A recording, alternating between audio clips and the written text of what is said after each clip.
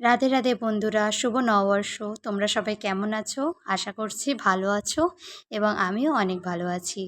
আজকে আমি আরেকটা ভিডিও নিয়ে চলে এসেছি তোমাদের সঙ্গে। তোমরা দেখে অবশ্যই বুঝে গেছো এই ভিডিওটা কিসের ওপরে। এই ভিডিওটা করেছিলাম আমি পয়লা বৈশাখের দিনকে।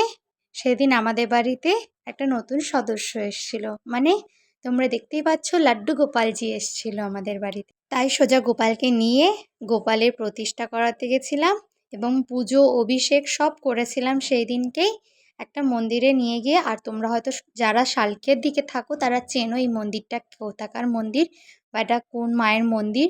এটা হচ্ছে সেজো মায়ের মন্দির, তোমরা দেখে বুঝেই গেছো যারা চেনো।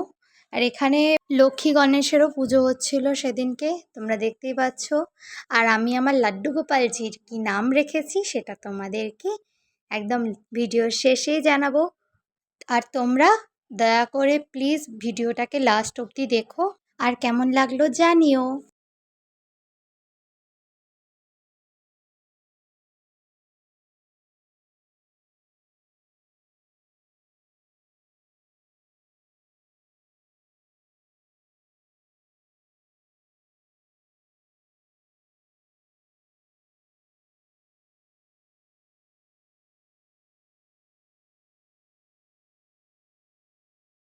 তোমাদেরকে প্রথমেই বলেছিলাম যে আমার লাড্ডু গোপালজির কি নাম দিয়েছি। হ্যাঁ, আমার লাড্ডু গোপালজির নাম দিয়েছি গোবিন্দ।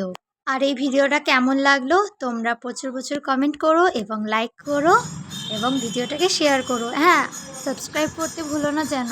তোমরা অনেকেই আমার ভিডিও দেখো কিন্তু লাইক করো না এবং সাবস্ক্রাইবও করো না, প্লিজ করে দিও।